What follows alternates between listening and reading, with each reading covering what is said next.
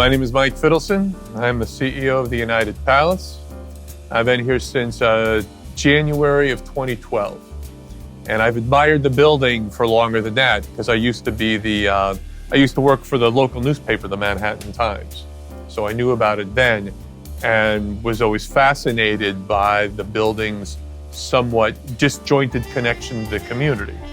So when I found out there was the opportunity to build an arts center at the United Palace, and I'd already spent a lot of time working in the arts community uptown, it was like a dream come true. It was like a dream come true that I didn't know was a dream, but it's been a dream ever since.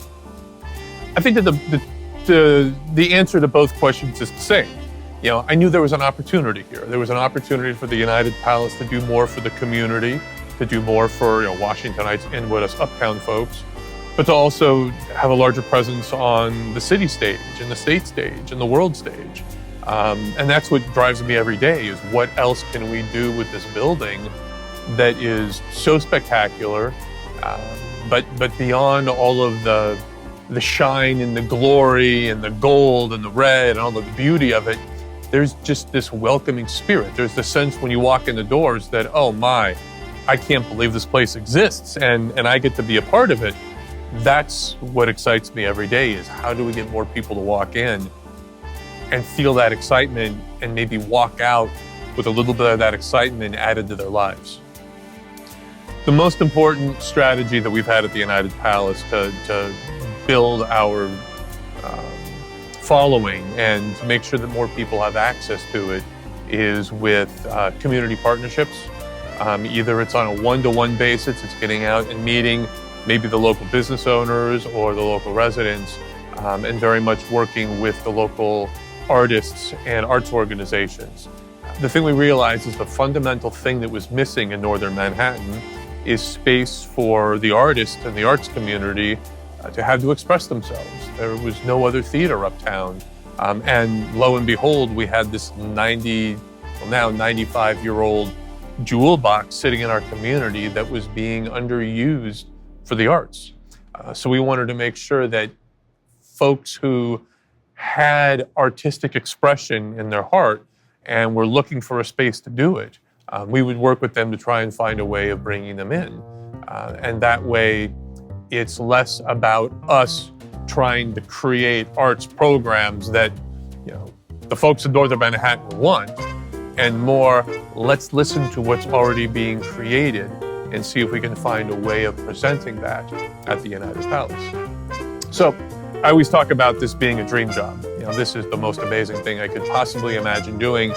If I ever leave here, whatever it is I'm going to go and do is going to be boring compared to what I am doing now. But what a lot of people might not know is I didn't really have any kind of a career in the performing arts. I didn't really ever have any experience in the performing arts. My dreams weren't based on Broadway. It was really, once I got to this community back in 1999, I was just very excited to be welcomed to a place that had so many interesting things happening, so many opportunities, and to be able to continue to stoke those fires and help people present what's burning inside of them. Originally, I ran the Manhattan Times newspaper, and that was a way of helping folks share what they had inside of them. And then I got very involved with the arts community, with the Uptown Arts Stroll and Northern Manhattan Arts Alliance. So it gave me a bigger arena to play in to help people share their artistic thoughts. But then getting here to the United Palace was just amazing. Now we have this grand, cathedral of art that local folks get to spend some time in. That's what's very exciting to me. But the funny thing is, none of that was predicated on me having any sort of a performing arts background. We're going to start booking our own shows and finding the talent and the experiences that we think would do really well in this community, in this theater, and for the rest of the city. The first one we did was the Vampire Circus, which we hosted back on Halloween. But next year, 2026, we're very excited to bring Tracy Morgan to Washington Heights. We think he's going to have a great time because he spends so much time across the street at Malacone getting chicken because he knows that's the best chicken you're going to find in New York City.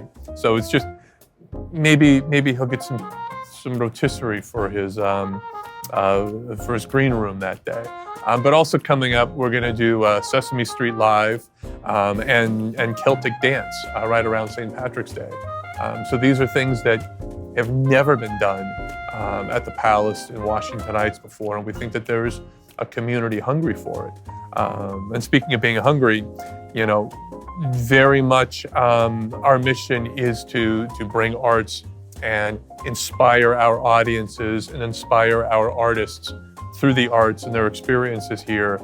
But we also know that, particularly for the Chamber of Commerce, it's our local merchants who need more than inspiration. They need customers.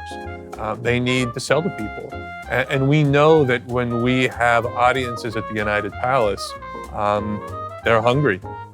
Before the show, after the show, they're stopping at our local restaurants and our local taverns to get something before they go in, after they come out.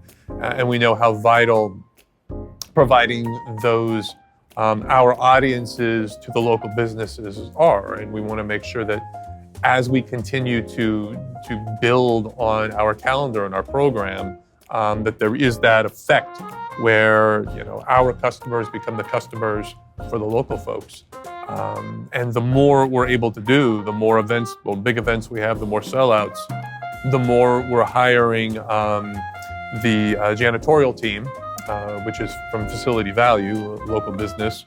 The more we work with our ticketing platform, which is Boletos Express, which is a local business. And we're hiring our security team from 24/7, which is a local business, and our usher crew, which are not entirely, but largely, probably 80%, folks who live in the zip code, live in the Washington Heights zip code. So we're very conscious of the better United Palace does, the better we're able to be that economic driver for the rest of the community. The thing the Chamber has done the most for me over the years, and I've been a Chamber watcher for 15 years now, I believe, 15, 20 years. As long as I was with the paper, I was always keeping an eye on the Chamber and involved in the Chamber in some way. The Chamber actually always gave me hope because Uptown, Washington Heights, always seemed like it was very disconnected, that there were a lot of people and a lot of businesses and a lot of organizations all trying to do their own thing, and there was no integration between what groups were doing. And seeing how the Chamber was very much trying to align everyone's business interests and trying to create an atmosphere where it was good for business for everybody by networking, by working together, by understanding the needs of each other and trying to solve them together. That kind of networking and that kind of organization gave me hope that it was possible for other organizations, such as, ANOMA, such as the photographers group that I've worked with in the past, such as all these other grassroots movements that have happened uptown. The Chamber seems to be the one that has always had the greatest opportunity to fulfill its mission and to really make life better for the business owners uptown.